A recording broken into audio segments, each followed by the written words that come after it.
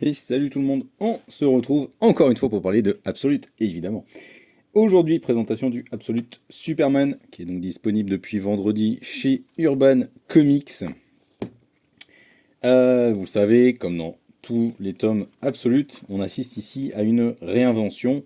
Réinvention chapeautée par Jason Aaron et Rafa Sandoval au dessin. Alors il faut savoir, c'était pas Rafa Sandoval qui a été envisagé au départ sur cette série, c'était Rafael Albuquerque, un dessinateur brésilien qui, du fait de problèmes personnels, eh bien, a laissé sa place à Rafa Sandoval.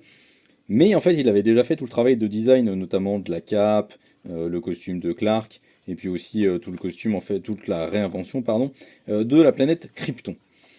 Puisque c'est un peu le premier élément qui va frapper lorsqu'on ouvre ce tome, c'est que Krypton fait partie intégrante du récit.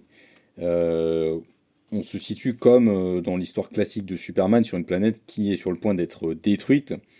Jor-El et sa femme Lara sont des scientifiques qui alertent sur les dangers qui sont en train eh bien, de détruire Krypton.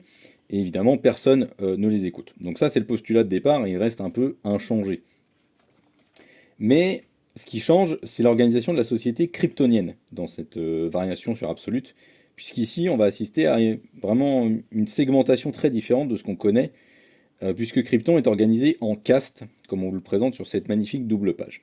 Vous avez d'un côté ce qui s'appelle la Ligue scientifique, avec ce soleil, le soleil de Rao, le dieu soleil qui est important pour les Kryptoniens, qui eh bien, possède la science, j'ai envie de dire, possède le savoir, possède la connaissance, et l'utilise comme un outil pour maintenir leur pouvoir.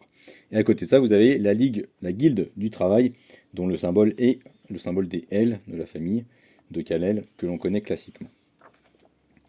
Et donc voilà, on assiste vraiment à cette...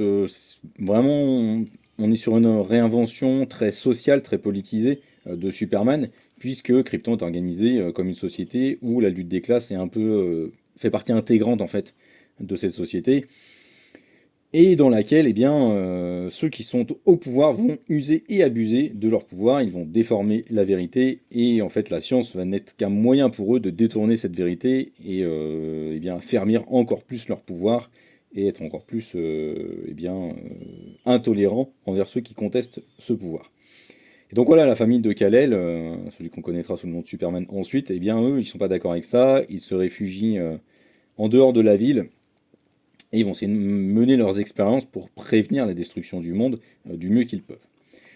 Donc en fait, le récit va alterner entre des flashbacks sur Krypton, qui prennent beaucoup de place, qui sont vraiment très très importants, et ensuite le présent, où on va suivre Kal alors qu'il a débarqué sur Terre. Il semble avoir débarqué sur Terre bien plus âgé que ce qu'on connaît dans la version classique. Ici, voilà, il est déjà adulte, mais il semble qu'il soit arrivé peu de temps auparavant. Et donc là, il est au Brésil, dans les favelas. Et en fait, il va aider les populations des favelas à lutter contre l'organisation Lazarus, une organisation paramilitaire qui, pareil, pille les ressources de la planète et pille les ressources brésiliennes.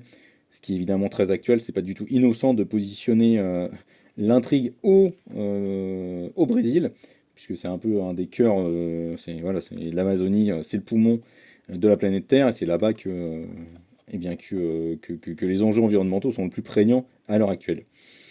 Et donc on va assister d'un côté à cette lutte que mène Cal de son côté pour protéger les populations du Brésil, et de l'autre côté un flashback qui va nous expliquer ce qui est arrivé à Krypton et comment tout a été un petit peu déformé, quels sont les changements qui sont apportés.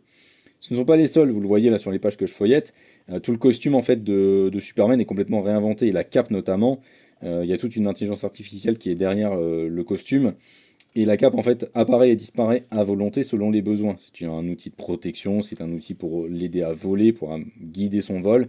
Voilà, c'est un outil qui a plein de fonctionnalités supplémentaires par rapport à ce que l'on connaît classiquement. Et c'est un peu ça, tous les changements qui sont opérés par Jason Aaron, c'est qu'on part vraiment de ce qu'on connaît en version classique, et on va leur donner un petit twist, un coup de boost, un truc différent, notamment avec un Superman proche de la classe ouvrière. Alors c'est pas déconnant, puisque à l'origine, de toute façon, Superman, il est proche du peuple, hein. C'est la vision d'origine de Jerry Siegel et Joe Shuster sur le personnage.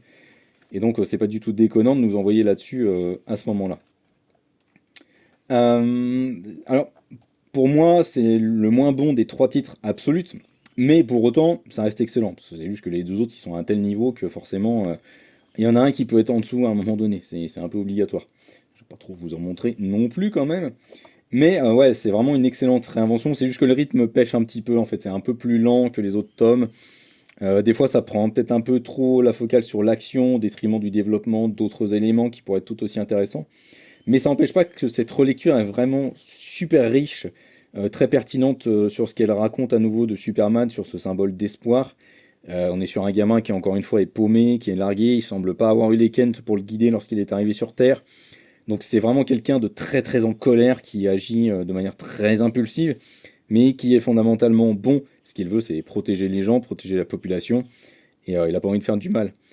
C'est juste que là, il est isolé, il est au contact des gens, mais il sait pas trop comment les aider, il essaie du mieux qu'il le peut, mais souvent ça se fait de manière violente, avec un déclenchement de pouvoir qui est un peu abrupt et brutal à certains moments. C'est vraiment, vraiment une très très bonne réinvention. Je vous le recommande tout autant. Et ça marche très bien si vous voulez découvrir en fait le personnage de Superman, hein, parce que voilà, tout est réinventé, tout est réexpliqué, tout est remis en perspective. Donc franchement, n'hésitez pas à foncer dessus parce que c'est vraiment très bien. Et au niveau des dessins, Rafa Sandoval fait quand même un taf qui est vraiment très très beau. C'est le plus mainstream des styles des trois premières séries absolutes, mais ça n'empêche pas que ça claque vraiment, vraiment bien sa race. Il y a des compositions de planches qui sont vraiment très très belles, c'est très dynamique tout le temps, et au niveau direction artistique, je trouve que c'est vraiment fabuleux.